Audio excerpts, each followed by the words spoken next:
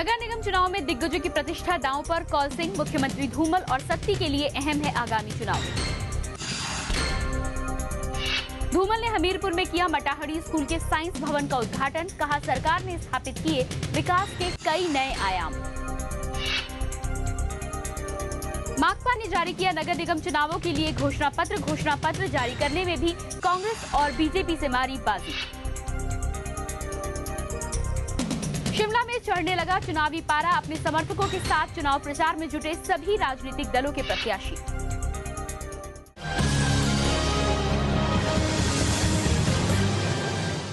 नमस्कार, हिमाचल आजकल में आपका स्वागत है। मैं हूं प्रियंका। अपने इस खास न्यूज बुलेटिन में हम आपको दिखाएंगे राज्य की हर वो खबर जिसका सरोकार सीधे आपसे है। मुख्यमंत्री प्रेम कुमार धूमल ने कहा है कि उनकी सरकार ने अपने कार्यकाल के दौरान विकास के नए आयाम स्थापित किए हैं। इस दौरान शिक्षा, स्वास्थ्य सुविधाओं और सड़कों का व्यापक विस्तार हुआ। हमीरपुर के मटाहड़ी स्कूल के नवनिर्मित साइंस भवन का उद्घाटन करते हुए धूमल ने कहा कि प्रदेश शिक्षा के क्षेत्र में पूरे देश में अव्वल रहा है। उन्होंने शिक्षकों का आह्वान किया कि वे शिक्षा की गुणवत्ता पर ज्यादा ध्यान दें। मुख्यमंत्री प्रेम कुमार धूमल ने अपने हमीरपुर दौरे के दौरान मटाहड़ी स्कूल के साइंस भवन का उद्घाटन किया और घनाल खुर्द उठाऊ पेयजल परियोजना की आधारशिला भी रखी। इसके अलावा मुख्यमंत्री ने हमीरपुर में बने अंतरिक्ष मॉल का भी लोकार्पण किया। धूमल ने अपनी सरकार के कार्यकाल में विकास का जिक्र करते हुए कहा कि इस दौरान प्रदेश ने शिक्षा व स्वास्थ्य के क्षेत्र में नई बुलंदियां छुई हैं। उन्होंने कहा कि प्रदेश ने सभी क्षेत्रों में तीव्र विकास कर एक अलग पहचान बनाई है। देश भर में अध्यापकों की जो अनुपात है, जो रेशो है, वो एक अध्यापक के पीछे 40 स्टूडेंट है। हिमाचल प्रदेश में एक अध्यापक के पीछे मात्र 18 स्टूडेंट है। शिक्षा का बहुत प्रसार विस्तार हुआ है। हम बहुत आगे निकले हैं। लगभग 100% बच्चे स्कूल में दाखिल होते हैं। लिटरेसी रेट बहुत हाई हो गया है, लेकिन गुणवत्ता की ओर ध्यान देने की आवश्यकता है। Quality education. विद्यार्थी के चहुमुखी विकास के लिए आपको उसके व्यक्तिगत रुचि लेनी होगी। इस अवसर पर शिक्षा मंत्री ईश्वरदास धीमान, सिंचाई व जन स्वास्थ्य मंत्री रविंद्र सिंह रवि, विधायक उर्मिल ठाकुर भी मौजूद थीं। जसबीर कुमार, हिमाचल आजकल, हमीरपुर। सत्ता का सेमीफाइनल माने जा रहे शिमला नगर निगम चुनाव में कांग्रेस और बीजेपी के दिग्गजों की प्रतिष्ठा दांव पर लगी है। नगर निगम शिमला पर पिछले 26 सालों से कांग्रेस काबिज है। प्रदेश कांग्रेस के मुखिया कौल सिंह ठाकुर हैं। नगर निगम के चुनाव में कांग्रेस के किले को बचाने में कौल सिंह की प्रतिष्ठा भी दांव पर है। तो दूसरी ओर मुख्यमंत्री प्रेम कुमार धूमल, बीजेपी के प्रदेश अध्यक्ष सतपाल सत्ती की प्रतिष्ठा का भी सवाल है। हिमाचल के एकमात्र शिमला नगर निगम चुनाव में कांग्रेस और बीजेपी के दिग्गजों की प्रतिष्ठा दांव पर लगी है। शिमला नगर निगम चुनाव को सत्ता का सेमीफाइनल माना जा रहा है। इस चुनाव के कुछ महीने बाद ही विधानसभा चुनाव होने हैं। ऐसे में कांग्रेस अध्यक्ष कौल सिंह ठाकुर के लिए यह चुनाव काफी मायने रखता है। कौल सिंह ठाकुर खुद को अगले मुख्यमंत्री के रूप में पेश कर चुके हैं, क्योंकि पार्टी अध्यक्ष और पार्टी के वरिष्ठ नेता होने के नाते कौल सिंह की जिम्मेदारियां भी नगर निगम के चुनाव में बढ़ गई हैं। वहीं दूसरी ओर भाजपा के लिए इस बार नगर निगम चुनाव में कांग्रेस के अभेद्य दुर्ग को भेदना बड़ी चुनौती होगा।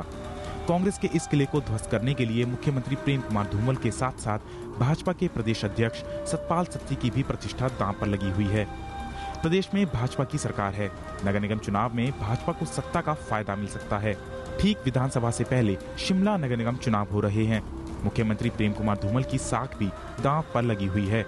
26 सालों से शिमला नगर निगम चुनाव में राज कर रही कांग्रेस को अपना वर्चस्व कायम रखने के लिए भाजपा को इस चुनाव में पूरी ताकत झोंकनी होगी। सत्ता का सेमीफाइनल माने जाने वाले शिमला नगर निगम में इस बार कांग्रेस व भाजपा के दिग्गजों की प्रतिष्ठा दांव पर लगी है। कांग्रेस के प्रदेश अध्यक्ष कौल सिंह ठाकुर, मुख्यमंत्री प्रेम कुमार धूमल के अलावा भाजपा के प्रदेश अध्यक्ष सतपाल सत्ती के लिए यह चुनाव जीतना एक बड़ी चुनौती से कम नहीं है। कैमरामैन अनीश के साथ भूपिंदर चौहान, हिमाचल आजकल, शिमला। माकपा ने नगर निगम चुनावों का घोषणा पत्र जारी करने में कांग्रेस और बीजेपी से बाजी मारी है। माकपा ने दोनों पार्टियों से पहले सोमवार को अपना घोषणा पत्र जारी कर दिया। घोषणा पत्र में शहर की जनता की समस्याओं को हल करने और शहर का विकास करने के साथ साथ नगर निगम को ज्यादा स्वायत्त बनाने का वायदा किया गया है। माकपा की घोषणा पत्र कमेटी के अध्यक्ष कुलदीप तंवर ने पार्टी का घोषणा पत्र सोमवार को जारी किया। घोषणा पत्र में नगर निगम के मेयर, डिप्टी मेयर और पार्षदों को अधिक शक्तियां और नगर निगम को अधिक स्वायत्तता दिलाने की भी बात कही गई। पार्टी ने लोगों की समस्याओं को हल करने के लिए हर वार्ड में प्रत्येक 3 माह में मेयर और डिप्टी मेयर की अध्यक्षता में वार्ड पंचायत लगाने और सभी वार्डों में एमसी कार्यालय खोलने का वादा भी किया है। कमिश्नर सेंट्रिक ना हो, commissioner should be subordinate to the mayor in council, और ये एक बहुत महत्वपूर्ण बात हमारे इस एजेंडा के अंदर है। हर वार्ड के ऊपर 3 महीने में एक बार वार्ड सभा होगी, वार्ड कमेटीज होगी, हर वार्ड में ऑफिसेज खोले जाएंगे और लोगों की जो ग्रीवियंसेस है उसी स्तर के ऊपर उसका निपटारा होगा। उधर माकपा के मेयर पद के प्रत्याशी संजय चौहान ने बीजेपी सरकार पर ऊपरी शिमला से संबंधित मतदाताओं के वोट काटने के आरोप लगाए हैं। उन्होंने कहा कि सरकार ने नगर निगम पर कब्जा करने के लिए यह हथकंडा अपनाया है, जिसे शहर की जनता पूरा नहीं होने देगी। वोटर लिस्ट में नामों को काटकर और केवल मात्र विशेष जो पार्टियों को जो वोट करते थे उनको जो चिन्हित करके ये वोटर लिस्ट में किया है, ये स्पष्ट मंशा थी भारतीय जनता पार्टी की, जो आज तक जो है यहाँ पर नगर निगम में जो है वो कब्जा नहीं कर पाई है। वो स्पष्ट मंशा थी कि भी इस लोकतांत्रिक अलोकतांत्रिक तरीके से जो है वो नगर निगम शिमला पे कब्जा करे। चुनाव का दौर जारी है, ऐसे में आरोप प्रत्यारोप का दौर जारी है। ऐसे में जीत का परचम किसके हाथ होगा, ये देखने वाली बात होगी। ब्यूरो रिपोर्ट, हिमाचल आजकल। शिमला नगर निगम में चुनावी पारा चढ़ने लगा है। सभी राजनीतिक दलों के प्रत्याशी अपने अपने वार्डों में अपने समर्थकों के साथ प्रचार में जुटे हुए हैं। शहर के वार्डों में पोस्टर पटे पड़े हुए हैं। प्रत्याशी सुबह से लेकर देर शाम तक घर घर जाकर वोट मांग रहे हैं। वहीं मेयर व डिप्टी मेयर के प्रत्याशी भी प्रचार में खूब पसीना बहा रहे हैं। कांग्रेस से मेयर पद की प्रत्याशी मधु सूद और डिप्टी मेयर देवेंद्र चौहान ने प्रदेश सचिवालय में पहुंचकर कर्मचारियों से वोट मांगे। मधु सूद ने सचिवालय में कार्यरत कर्मचारियों से उनके क्षेत्र की समस्याओं को सुना। इस दौरान उनके साथ पार्षद का चुनाव लड़ रहे सुरेंद्र चौहान के अलावा कुसुम्पटी के विधायक सोहन लाल और शिमला के पूर्व विधायक हरभजन सिंह भज्जी भी मौजूद रहे। लोग जो है सेक्रेटरीट के अंदर कांग्रेस पार्टी प्रचार करने आई है और हमें पूरी उम्मीद है कि न केवल मेयर डिप्टी मेयर अभी तो सारे जितने भी हमारे काउंसलर हैं शिमला के अंदर कांग्रेस पार्टी का कब्जा रहेगा। हमें पूरी उम्मीद है कि हम भारी बहुमत से जीतकर जो है नगर निगम पे अपना कब्जा बनाएंगे। उधर बीजेपी और कांग्रेस के वार्ड प्रत्याशियों ने संजौली के वार्डों में वोट मांगे। संजौली चौक वार्ड में बीजेपी से वार्ड प्रत्याशी सत्या कौंडल और इंजन घर वार्ड से बीजेपी प्रत्याशी विजय चौहान ने वोट मांगे। अगर मेरे को समर्थन मिला और लोगों ने मुझे चुना तो मैं अपने वार्ड के लिए बहुत सारे कार्य करूंगी। अपने वार्ड के लिए जो है अपने कार्य करने हैं जो कि 10 साल में कांग्रेस पार्टी द्वारा नहीं किए गए हैं। वहीं कांग्रेस से वार्ड प्रत्याशी सोनिया चौहान ने संजौली चौक में चुनाव प्रचार किया। इस दौरान उन्होंने वार्ड के लोगों की समस्याओं को भी सुना। दूसरी ओर इंजन घर वार्ड से कांग्रेस प्रत्याशी सुशांत कपरेट ने अपने समर्थकों के साथ चुनाव प्रचार किया। और मैं सबसे पहले तो अपने वार्ड नंबर 17 की जनता से, समस्त प्रबुद्ध जनता से प्रार्थना करती हूँ कि वो मुझे अपना कीमती वोट देके सफल बनाए और नगर निगम में अपनी सेवा का मौका दे मुझे। उधर जाखू वार्ड में बीजेपी से वार्ड प्रत्याशी मनोज कुठियाला ने लोगों से वोट मांगे। उन्होंने अपने समर्थकों के साथ घर घर जाकर वोट मांगे। पार्टी ने एक बार पुनः मुझे वार्ड नंबर 14 के लिए प्रत्याशी चुना, उसके लिए मैं पार्टी हाईकमान का बड़ा धन्यवाद हूँ। और पिछले 5 सालों में जो भी मैंने जाखू क्षेत्र में विकास कार्य करवाए हैं, कुछ कार्य अधूरे भी रह गए। सबसे पहली प्राथमिकता मेरी उन कार्यों को पूर्ण करने की रहेगी। पूरे शिमला में चुनावी पारा चढ़ने लगा है। ऐसे में सभी पार्टियां अपने अपने वार्डों में अपने समर्थकों के साथ प्रचार में जुटी हुई हैं। ब्यूरो रिपोर्ट, हिमाचल आजकल। हिमाचल लोकहित पार्टी के अध्यक्ष महेश्वर सिंह ने जेपी मामले पर सरकार को घेरते हुए कहा कि वे इस मामले में सरकार को बर्खास्त करने की मांग राज्यपाल से करेंगे। ऊना में पत्रकारों से बातचीत करते हुए हुलोपा अध्यक्ष ने कहा कि सरकार की गलत नीतियों के चलते ही उन्होंने भाजपा को छोड़ा है। उन्होंने कहा कि भ्रष्टाचार के खिलाफ बोलने वालों को भाजपा में प्रताड़ित किया जाता रहा है। महेश्वर सिंह ने सांसद राजन सुशांत का जिक्र करते हुए कहा कि उनको पहले तो भाजपा से निलंबित किया गया और अब उनको निष्कासित करने की तैयारी चल रही है। उन्होंने सांसद राजन सुशांत के हिलोपा में शामिल होने के भी संकेत दिए। अनेकों प्रकार के हथकंडे भी सरकार अपना रही है। हम इतना जानते हैं कि ऊपर के लोगों ने कोई कार्रवाई नहीं की, चाहे वो हमारे दस्तावेज थे, चाहे वो राजन सुशांत जी के लगाए गए आरोप थे। उसी का परिणाम है कि हम तो घर छोड़कर एक नई पार्टी का गठन कर चुके और सुशांत जी सदस्य तो भारतीय जनता पार्टी के ही है, उनको निलंबन किया गया है। अब ये निलंबन कब निष्कासन में बदलेगा, इस समय की इंतजार है।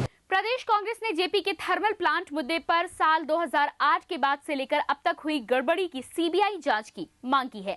प्रदेश कांग्रेस के महासचिव कुलदीप राठौर ने शिमला में पत्रकारों से कहा कि भाजपा सरकार ने सभी नियमों को दरकिनार करते हुए जेपी कंपनियों को मदद पहुंचाई है। उन्होंने कहा कि नगर निगम शिमला के चुनाव में जो पार्टी के अधिकृत प्रत्याशी के खिलाफ बागी चुनाव लड़ रहे हैं, उनके खिलाफ सख्त कार्रवाई की जाएगी। राठौर ने कहा कि उन चुनावों के लिए पार्टी 17 मई को विजन डॉक्यूमेंट जारी करेगी।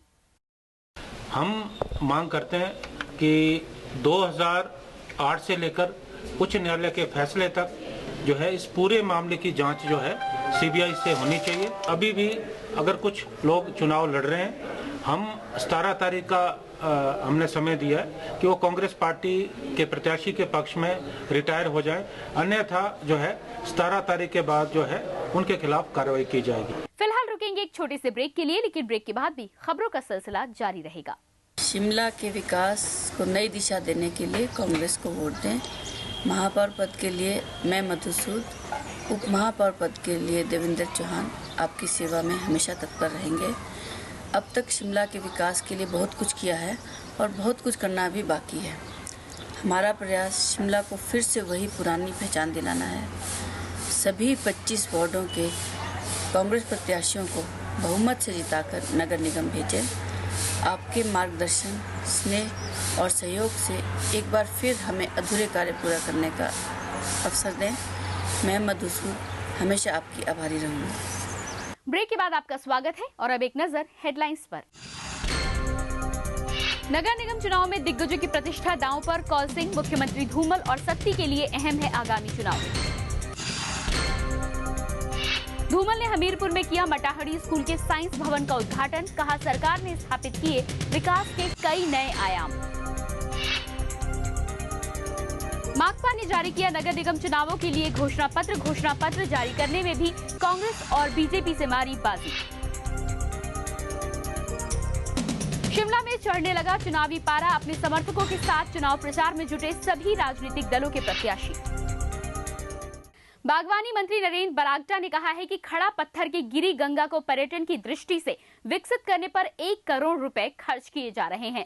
जुब्बल के शिली पंचायत के दौरे के दौरान बागवानी मंत्री ने कहा कि इस पंचायत में पिछले 4 सालों में 5 करोड़ रुपए की राशि खर्च की गई है। उन्होंने कहा कि बीजेपी सरकार के कामों का श्रेय कांग्रेस लेना चाहती है। उन्होंने इस दौरान कई शिलान्यास और उद्घाटन भी किए। यानी कि जुबल कोर्ट का या कोई मेरा कार्यक्रम होगा, छोटा होगा बड़ा होगा, उनकी प्रेस स्टेटमेंट रद्द से दूरवानी क्या बोलेंगे, ये तो हमारे वक्त का था जी। और मेरे को तो डर लग रहा है कि जो है कोर्ट को फिर पैटो पे कल नहीं होना भी हमारे वक्त की है। हर चीज उनके वक्त की होगी। कांग्रेस के प्रदेश प्रवक्ता ओपी रतन ने कहा है कि भाजपा सरकार के कार्यकाल में भ्रष्टाचार चरम पर है। भाजपा सरकार के इस कार्यकाल में कई घोटाले उजागर हुए हैं। ऊना में पत्रकारों से बातचीत में कांग्रेस प्रवक्ता ने कहा कि भाजपा की जन विरोधी नीतियों से आम जनता परेशान है। खुद भाजपा के वरिष्ठ नेता शांता कुमार ने भी सरकार की कार्यप्रणाली पर चिंता जताई है।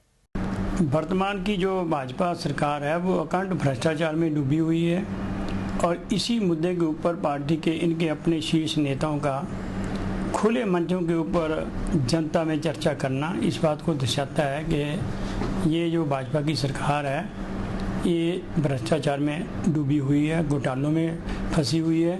घुमारवीं के विधायक राजेश धर्माणी ने कहा है कि राज्य सरकार जेपी कंपनी पर खूब मेहरबान है। जेपी कंपनी के खिलाफ लोगों को एफआईआर दर्ज करने के लिए उच्च न्यायालय तक की शरण लेनी पड़ी। बिलासपुर में पत्रकारों से बातचीत में राजेश धर्माणी ने कहा कि प्रदेश में कानून नाम की कोई चीज नहीं रह गई है और तीनों जिलों में जबरन टैक्स वसूला जा रहा है। नाहन में नरसिंह मंदिर की विवादित भूमि मामले को लेकर सामाजिक संगठन एकजुट हो गए हैं। इस मामले को लेकर विभिन्न संगठनों ने नाहन में एक बैठक भी की, जिसमें आधा दर्जन से अधिक संस्थाओं के प्रतिनिधियों ने भाग लिया। प्रतिनिधियों का कहना था कि कई लोगों ने नरसिंह मंदिर के करीब 20 बीघा भूमि पर अवैध तरीके से कब्जा कर रखा है। प्रशासन इस बारे में कोई कार्रवाई नहीं कर रहा। सभी संस्थाओं ने फैसला किया कि वे मिलकर सरकार के समक्ष मंदिर का एक ट्रस्ट बनाने और इसकी भूमि को धार्मिक और पर्यटन स्थल के रूप में विकसित करवाने की मांग रखेंगे। नरसिंह मंदिर जो नाहन में है, स्टेट टाइम से इसकी भूमि चली आ रही है, वो 90 बीघा के बजाय वो 70 बीघा ही रह गई है और इसके लिए बहुत सी कार्रवाई की गई, सरकार के नोटिस में लाया गया और हाई कोर्ट में ये 2000 के लगभग फैसला भी हुआ कि जिनके जो कब्जे अवैध कब्जे हैं उनको हटा दिया जाए, लेकिन वो अभी तक वो नहीं हटाए गए। नालागढ़ क्षेत्र के बरोटीवाला में श्रद्धालुओं से भरे एक ट्रैक्टर के पलटने से इसमें सवार 36 लोग घायल हो गए हैं। सभी लोग पंजाब के घनौली व इसके आसपास के क्षेत्रों के बताए जा रहे हैं। ये श्रद्धालु बरोटीवाला के बाबा जवाहर सिंह दरबार से माथा टेक कर वापस जा रहे थे कि थोड़ी ही दूरी पर पहुंचने के बाद ये ट्रैक्टर दुर्घटनाग्रस्त हो गया। हादसे में घायल लोगों को नालागढ़ अस्पताल में पहुंचाया गया, जहां से गंभीर रूप से घायल 8 लोगों को पीजीआई रेफर कर दिया गया। प्रदेश में नियमों को ताक पर रखकर ट्रकों और ट्रैक्टरों में लोगों को ढोने का जोखिम भरा काम जारी है। पुलिस व प्रशासन के नाक तले की जा रही ये यात्रा हादसों का कारण बन रही है। बताते हैं कि बरोटीवाला में जो ट्रैक्टर हादसे का शिकार हुआ उसमें श्रद्धालु खचाखच भरे थे, जिस कारण यह हादसा पेश आया। दुर्घटना का पता चलते ही 2 एम्बुलेंस मौके पर भेजी गईं और घायलों को तत्काल नालागढ़ अस्पताल पहुंचाया गया। चिकित्सकों के मुताबिक घायलों का इलाज चल रहा है। अराउंड 25 पेशेंट्स सब एक्सीडेंट पेशेंट है कि कुछ के हालत ख़राब है, हम कुछ रेफ़र कर दिए पेशेंट को और बाकी ट्रीटमेंट अभी चल रहे हैं। कुछ को हमने एडमिट किया हुआ है और बाकी एक्सरे देख के हम डिसाइड करेंगे, फर्स्ट एड देके। प्रदेश के विभिन्न हिस्सों में ट्रकों व ट्रैक्टरों में यात्रा करना आम हो गया है। प्रशासन इनको रोक नहीं पा रहा है, जिससे कई लोगों की जानें जा रही हैं। ब्यूरो रिपोर्ट, हिमाचल आजकल। पीएनबी दिल्ली ने सोलन के बागवानी और वानिकी विश्वविद्यालय सोलन में आयोजित अखिल भारतीय Him gold cup hockey tournament जीत लिया है। पीएनबी दिल्ली ने ईएमई जालंधर को 2-0 से हराकर लगातार दूसरी बार ये खिताब अपने नाम किया। स्वास्थ्य मंत्री डॉक्टर राजीव बिंदल ने टूर्नामेंट के समापन समारोह की अध्यक्षता की और विजेताओं को पुरस्कार वितरित किए। पीएनबी दिल्ली ने him gold cup hockey tournament जीतने का गौरव हासिल किया है। पीएनबी दिल्ली ने ईएमई जालंधर को 2-0 से हराकर लगातार दूसरी बार ये जीत का खिताब अपने नाम किया है। इस मौके पर स्वास्थ्य मंत्री डॉक्टर राजीव बिंदल ने कहा कि सरकार खेलों को बढ़ावा देने के लिए कई कदम उठा रही है। उन्होंने कहा कि हॉकी के लिए प्रदेश में 3 एस्ट्रोटर्फ लगाए जाएंगे। उन्होंने कहा कि सरकार जहां सभी पंचायतों में एक जिम खोल रही है, वहीं खेल मैदान बनाने के लिए सभी सरकारी विद्यालयों को 1-1 लाख रुपए दिए जाएंगे। University of horticulture and forestry के मैदान में him gold cup hockey tournament चल रहा है, जिसमें देश की विभिन्न हिस्सों से आई हुई टीमों ने भाग लिया और फाइनल मैच हमारे पीछे चल रहा है। हमारे लिए सौभाग्य की बात है कि देश की विभिन्न स्थानों से आई हुई टीमों को हम हिमाचल के अंदर यहाँ पर एक मौका अवसर देने में कामयाब हुए और हिमाचल के बच्चे इससे प्रेरणा लें। ये ऐसा दूसरा मौका है जब पीएनबी दिल्ली ने him gold cup hockey tournament जीतकर दूसरी बार भी गोल्ड कप का खिताब अपने नाम किया है। वहीं सरकार द्वारा भी खेलों के लिए नए कदम उठाए जा रहे हैं, जिससे भारतीय खिलाड़ियों का मनोबल तो बढ़ेगा ही, साथ ही खिलाड़ी खेलों में बेहतर प्रदर्शन भी कर पाएंगे। ब्यूरो रिपोर्ट, हिमाचल आजकल। और अब एक नजर सुर्खियों पर।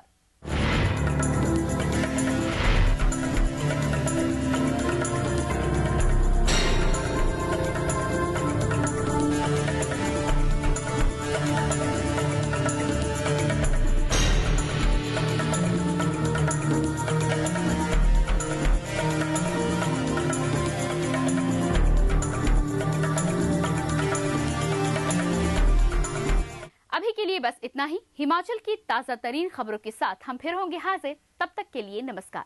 हिमाचल आजकल से जुड़ी किसी भी प्रतिक्रिया या सुझाव के लिए संपर्क करें कृष्ण भानु, ठाकुर वाटिका, खलीनी, शिमला 2। Phone number 09816901200, 017726294111। हमारा ईमेल आईडी है himachalasajkal@gmail.com।